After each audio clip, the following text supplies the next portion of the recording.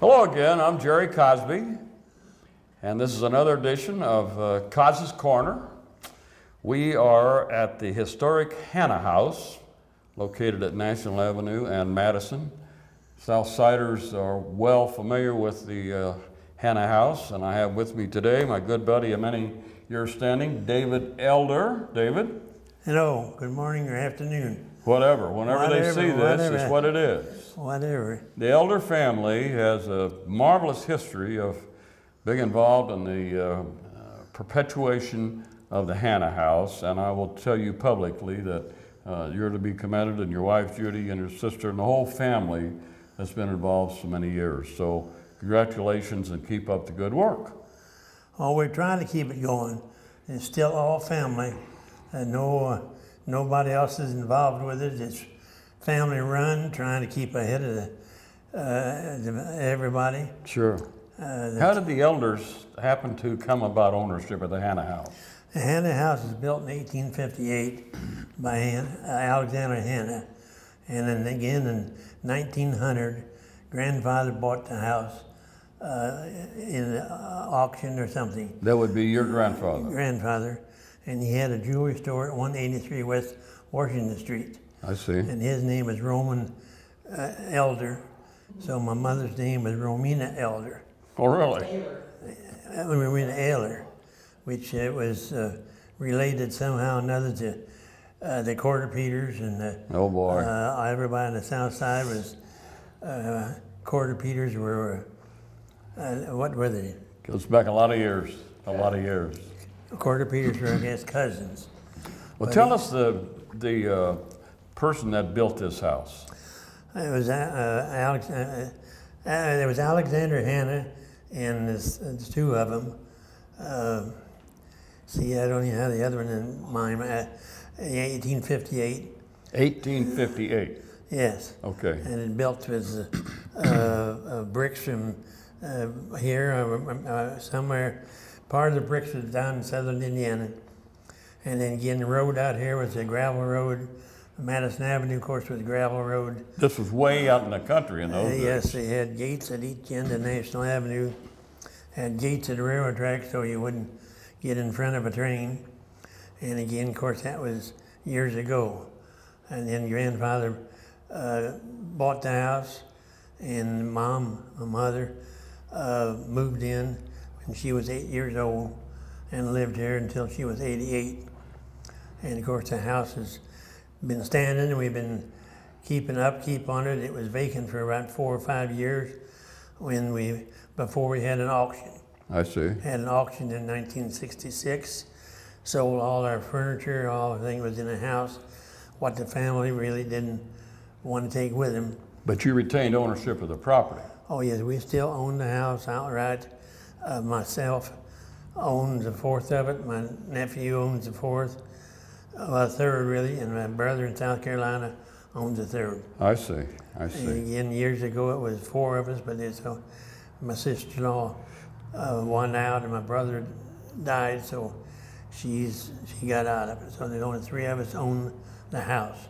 Well, tell us a little bit about the railway, the fact this was a stop on the railway. Tell us about that. Well, it was supposedly Hannah was a Quaker, and he didn't believe in slavery. So he helped the slaves move north and supposedly hid them out in the basement. No secret passages, just a station on the Underground Railroad, where actually they're supposedly in the basement. There's shows where some of the rafters are whitewashed and some aren't. So they had been replaced sometime or another by having a fire in the basement. I see. And of course the slaves supposedly that died are buried under the cement floor on one half of the basement. Well, before we're done here today, my friend Kent John, our chief photographer, I'm sure will be taking some photos, and will we see an apparition? Let's talk a little bit about the apparitions and the mysterious things that have gone on over the years. Oh, you mean the haunted part of the house? Yes. Well, now, of course, when the house was vacant, I would come up and check on things. and I heard glass breaking in the basement, which at that time I do carry a revolver and a rifle. And I thought the kids had broke into the basement, dumped over a barrel of fruit jars. Well, when I went to the basement, there was no sign, no evidence of any of that. And when Miss O'Brien had an antique store here, she had a glass curio cabinet tip over, and she thought she heard the glass breaking from it, but there was no glass broke there either. Well, now, when you went to the basement, you heard the glass. You didn't find any broken glass, any evidence? Nothing. No evidence of anything. And of course, the paranormal people pick out that that's a cool place where the ghosts float around through the house. I see. If you feel a cool breeze, that's ghosts floating around. That's interesting. One time, folks may remember, this was used as a fundraiser for the Southport JC's, a haunted house. And I recall in this particular room, if I'm not mistaken, you correct me, but they had a sheet that hung the distance of this room, and with windows totally closed, nothing going on, the sheet would undulate and move. There was a draft. Well, the JCs used to do something different every year. Sure. They would come in through the front door, they'd come in the back door, they'd come in the upstairs door. And again, they used to use all the main house here for the haunted house. Well, since we've got it all wallpapered, painted, fixed up, they still use the main house here. But when you come into this main house now at Halloween, all the lights are on, and they explain to you what's happened in each of the rooms before you go to the basement for the true haunted house. Aha. That's when it gets spooky. Yes, when you go to the basement, it goes from there to the garage, the barn, the woods, and the stage. And this takes, what, a half an hour maybe? Depends on how fast you run. No, really, I can't do it anymore, but it is about a half an hour haunted house. I see. And again, of course, on the first month of every month, first Sunday usually of every month, we have open house. And again, with an open house, we charge them $5 to tour the house, and they explain things in the house. Well, with our haunted house, they get a tour of the house plus a haunted house for $14. Really? So really, we're the cheapest haunted house in town. I might, you also put a little plug in here. This house is available for weddings and receptions and those sorts of things. Yes, we rent it out. We have managers, Scott Lungier and Pam, that take care of all the rental. My wife and I can't handle any of that anymore. So we just give them a call on the phone and they'll return it. They also have paranormal overnight stays. Oh boy. You can stay here You overnight. pay for that, or do they pay you to do it? Well, they come down and they come all the way from Chicago, Kansas City, because it's on the computer now about the haunted house. I see. And they actually, they come here just to see whether the ghosts. They really come looking for trouble. Well, not trouble. The ghosts are all friendly. Oh, well, I should hope so. Again, they set up cameras in all the rooms, and they teach you how to do that as far as tracking the ghosts. I see. And it all comes, the cameras all come back down to a television set in the dining room. So again, it is $50 to stay all night, but you don't sleep, you don't do any of that. And then you have pizza and Coke in the morning at 6 o'clock or whenever you want to leave. Before we leave the wedding reception thing, what's the phone number if someone out here would want to rent this? Area code 1-317-787-8486. Okay, that's good. Talk about voices. I remember years ago I did a column on a caretaker couple, and they'd been here for some years. And she spoke one night of hearing voices at night in the hall, and she'd go out, stick her head out the door and say, "Calm down," and they would tell us about those. That was Mrs. O'Brien. Okay. She lived upstairs in the front bedroom, her and her husband, John, and they lived here, I think, 4 or 5 years. And she actually would talk to the ghosts, and she saw them walking up and down the stairway. I saw Hannah, supposedly, and then she was in the front room upstairs, hired a fellow from downtown to do painting.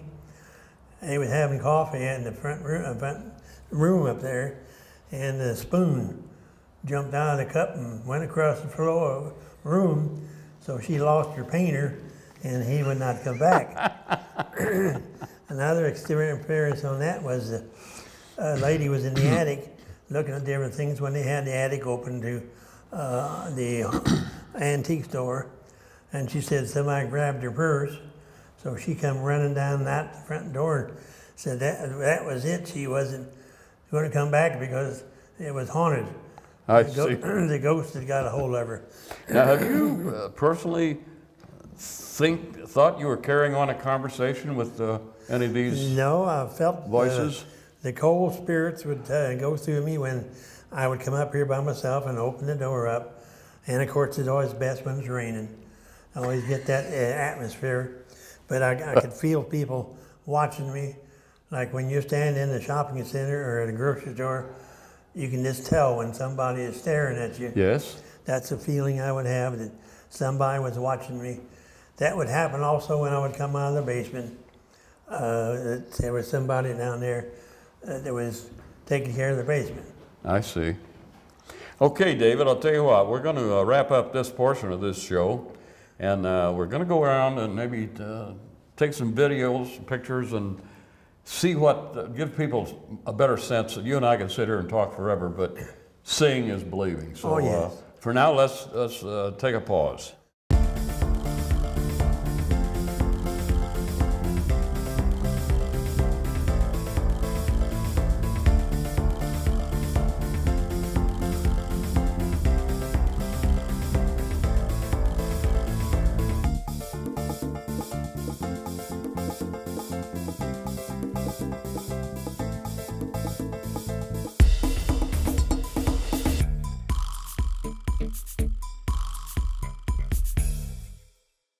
Picture of this little girl he was saying. She came from an attic in Broad Ripple. It was my sister-in-law's mother-in-law's house, anyway, an old house in Broad Ripple. They don't know who the little girl is, but they say that her eyes follow you when you go across the room. And but we're not sure who she is. Or this, by the way, is Judy Elder, David's wife of many loyal years. How many years? 52. Wonderful. Congratulations. Judy has been right in this struggle with David all along, and you're to be commended for your efforts as well. Well, I tell you, we try to do the best we can as far as, you know, keeping it going and so forth. Right now, we're trying to get on a nonprofit and so forth, so we can have some help and so forth, because we're all getting up in years now. I'm sure this is on the National Register of It Historic is, in Places. 73. It was on 78, I believe it was. Now, it went on the National Register of Historic Places. That inhibits you a bit in what you can do as far as altering the property, is it That's not? true. That's true. Especially the outside. Anything outside and so forth, the IHPC uptown, we have to get approval and so forth. In fact, we just had a new roof put on and gutters and so forth. Yeah, I won't tell you how much. But anyway, oh boy, I don't want a heart attack. we had to get approval from them for that and so forth and everything. So, well, then, yes. does any historical groups maybe meet here? They don't really meet here. Indiana Landmarks is interested. Of course, the Indiana Historic Society is interested, and they're helping us with this, try to get nonprofit and so forth. So they've been very helpful for us. David didn't tell you the story about Mrs. O'Brien when she lived here and her granddaughter. Oh. Her granddaughter saw a man at the top of the stairs, and she called him Grandpa. And Mrs. O'Brien told her, says, "No, Grandpa's not in the house." And she thinks that that was a picture of Mr. Hanna, because the little girl, the way she described him and so forth, sounded like Mr. Hanna. Really? So that was just another one of the stories that goes along well, with he was a pretty interesting character in itself, I guess. Let's go in this. What is there a name for this room? This room, well, we just call this the South Room, but it used to be a parlor. The meeting of the people and so forth and everything after they have dinner or whatever could come into the parlor. So this is the parlor room. Of course, we keep very simple furniture, as I say, because we do rent it out and so forth. So, sure. But sure. yes. This flower over here. I don't know if you know the freesias. I've heard the term, but well, I couldn't. okay, freesia is a very fragrant flower, And of course, David's dad and his uncle and so forth were in the flower business for years and years. Sure. And his uncle perfected the freesia in California. So it's one of the things from the elder part of the family that contributes to some history and so forth. Big time movie stuff. Yeah, right. We've Now, this porch was not always original with the house. At the time that Mr. Hanna bought the house, there was a small front porch, just similar to the one that's on the north and the south side of the houses. He had the large front porch built on sometime after he purchased the house. Would this stone be the original? Yes. His? Yes. And we have had to replace the railing. And the fellow who did that for us had made a mold and so forth to get the same railings, the forms, and sure. whatever. Well, I love front porches, and as a kid, they like to see the power plant. They talked about being able to see the power plant. Wow, and everything. You're talking over on Harding Street. Yes, yes. But at that time, of course, country, not a lot of big trees and whatever. Right. These windows here raise up from the floor to the ceiling. Okay. And when they had the small front porch, they used it as the balcony so that they could go out and sit on the top of the porch. Whoops, excuse me. So cool off on a hot winter or summer evening, eh? Well, whenever. Is this the haunted bedroom? Over here. This is the bedroom they say is supposed to be haunted. Okay. Looks like they've got. Do we have a guest, or is that? No, I don't think that's real. I think this is fixed up for the haunted house. So, but this is the bedroom that some of the parapsychologists said they see blood. I see. They get sick feelings in their stomach. And the only thing we know Mrs. Hanna had a baby, and it was either stillborn or lived for just a short while. And we know it was born in this room. I see. So, you try to tie two and two together, but anyway. I'm sure there's a story to this bed. Yes. The bed was sold at auction in 1966 when David said we had an auction. It was purchased by Woody, the politician. Oh, Woody Burton? Yes, and his Dan. Dan and Woody Burton's mother purchased this. Okay. We didn't know it at the time who it was, but anyway, in '99, now this is 33 years later, Christie's auction had this come up for sale from her estate, their mother's estate. Okay. And they told us that it came from the Hanna house, and so in researching it and everything, we found out it was the same one. So we purchased it back from the auction. Is it reasonable that this would have been the birth bed? No, this bed belonged to Mr. Ayler. Oh, this was David's grandfather. Yeah. I see. No, this wouldn't have been. But these two pieces were, after 33 years of being in storage, because she never ever used it, I understand. So 33 years later, we were able to purchase it back, which is very unusual that you can get something back. We wanted to keep it at the time, but it's too tall to go in an 8-foot ceiling house.